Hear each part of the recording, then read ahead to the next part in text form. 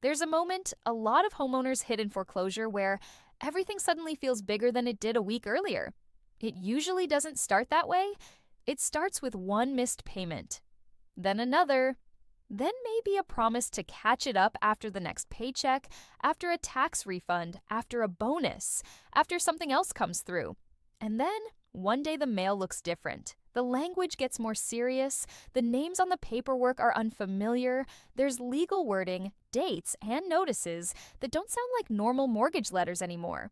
That's usually when people stop thinking, I'm just behind, and start thinking, this may be out of control. And once that happens, a lot of homeowners assume there are only two possibilities left: either come up with some impossible amount of money or lose the house. But that's not always true. By the way, if we haven't met yet, I'm Hope, with the Offer Company, and in this episode, I want to walk you through how reinstatement really works in Arizona, because this is one of those foreclosure topics people hear about, but almost nobody really has it explained clearly. We're going to talk about what reinstatement actually is, who calculates the amount, why the number can change, why timing matters more than people think, what red flags to watch for, and one of the biggest questions of all, which is not just whether you can reinstate the loan, but whether you should. Because once you understand the process, you stop reacting to scary words and start making better decisions. One of the hardest parts of foreclosure is that people start doing math in their heads before they actually know what the rules are. They sit at the kitchen table, look at the mortgage balance, and immediately feel defeated. 200,000, 300,000, 400,000, and once someone believes that is the number they would need to come up with to stop everything, the conversation almost shuts down right there. That's why this first point matters so much, because for a lot of people, this is the moment where the situation goes from feeling impossible to feeling like something they can at least understand. One of the biggest misconceptions homeowners have is believing they need to pay off the entire mortgage balance to stop foreclosure. In Arizona, that usually isn't how it works. In many cases, the lender allows reinstatement, which means bringing the loan current instead of paying the loan off in full. That usually includes the missed payments, late charges, and foreclosure-related costs that have built up along the way. Once that amount is paid and properly processed, the foreclosure stops and the loan continues under its original terms. Another thing that throws people off is that foreclosure suddenly introduces names and roles they've never dealt with before. Up until then, the relationship feels simple. There's me, there's my lender, and there's my monthly payment. But once foreclosure starts, another party often shows up in the paperwork, and most homeowners don't really know who that is or why they matter. They see the word trustee, but it doesn't mean much yet. Then later, when they try to figure out exactly what it takes to bring the loan current, they realize that person or office is not just some background name on a notice. They're a central part of the process. Another thing homeowners often don't realize is who actually prepares the reinstatement number. In many Arizona foreclosures, that figure is put together through the foreclosure trustee, not just the lender alone. The trustee is coordinating the legal foreclosure timeline, tracking the sale process, and working from the amounts that must be cured in order to stop that process. So, when a homeowner asks for the official reinstatement amount, that quote is often coming through the trustee side of the foreclosure, not from a normal monthly mortgage statement. Now let's talk about one of the most frustrating moments in this whole process. A homeowner finally gets the reinstatement quote. They open it, they stare at it, they start calling family, moving money around, trying to put together a plan. And because they finally have a real number in front of them, they assume they now have a stable target. But a reinstatement quote is not something you can treat like a house price on a sticky note and come back to whenever you're ready. It has a shelf life. And that catches a lot of people off guard. Reinstatement quotes usually come with an expiration date, and that matters more than most homeowners expect. The amount is calculated for a specific point in time, not forever. If too much time passes, the quote may no longer be valid and a new one may need to be issued. When that happens, the total can be different. So a reinstatement quote is not just a number. It is a time-sensitive number, which means both the amount and the timing have to be taken seriously. There's also a very practical mistake people make once they decide they're going to fix the problem. They assume paying a reinstatement amount works like paying a normal mortgage payment. Log in online. Enter the amount, hit submit, done. But by the time a loan is in foreclosure, the process is usually no longer that casual. This is one of those places where a homeowner can be trying to do the right thing and still get burned because they followed the wrong process instead of the official one. Reinstatement often has to be paid in a very specific way.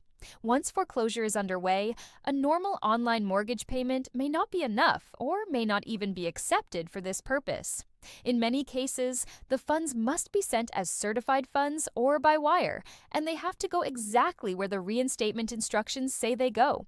That means the amount matters, but the method matters too. If the payment is not delivered the right way, it can create serious problems even when the homeowner had the money ready. Another place people get hurt is assuming that having the money is all that matters. I've seen situations where someone finally pulls it together. Family helps, retirement money gets discussed, something gets sold, a loan gets taken against something else. Emotionally, that person feels like they crossed the finish line. But foreclosure doesn't really reward emotional relief. It rewards precision and timing. And that's why some homeowners are stunned to learn that even after scraping the money together, they are still dealing with a deadline that may be closer than they thought. Reinstatement is not an option that stays open forever. In Arizona, there is usually a cutoff point before the trustee sale actually happens, and the funds often need to be received and processed before that sale date, not at the last second. So even if a homeowner is able to raise the money, waiting too long can still take reinstatement off the table. This is why timing is just as important as the amount. A good plan made too late can still fail. There's another side of foreclosure that makes me angry because it shows up when people are already stressed and vulnerable.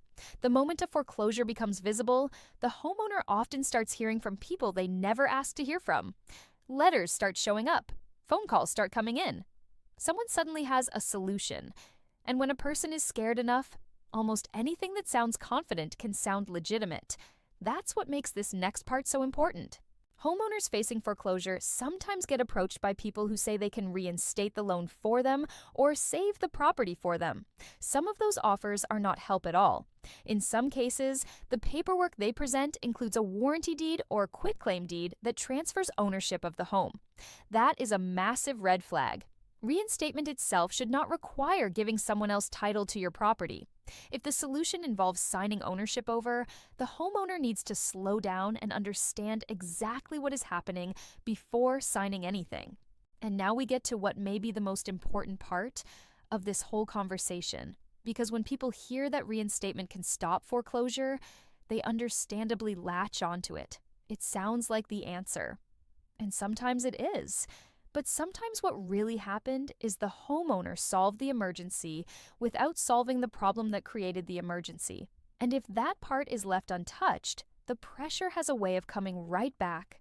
Reinstatement can absolutely be the right solution, but it is not automatically the best solution. The real question is whether the financial situation that caused the missed payments has actually changed enough to support the loan going forward. If the hardship is still there, reinstating the loan may only buy temporary relief before the same pressure builds again. So the goal is not just to stop foreclosure for the moment. The goal is to choose the path that creates real stability after the immediate crisis passes. So if you take anything away from this episode, let it be this: reinstatement is real. It can stop foreclosure. And for the right homeowner, it can be a very strong option. But it is also more structured than people expect. It has a specific amount, a specific process, a specific payment method, and a specific timeline. It also comes with real risks if someone misunderstands the paperwork, waits too long, or gets pulled into the wrong kind of help. And beyond all of that, the biggest question is still whether reinstatement actually fits the bigger picture of your situation. That's the part people skip, and it's usually the part that matters most. If you want help looking at your specific timeline and figuring out whether reinstatement makes sense or whether another option may be stronger, the offer company can help. There's no cost and no obligation to have that conversation. You can find our contact details in the description or bio whenever you're ready.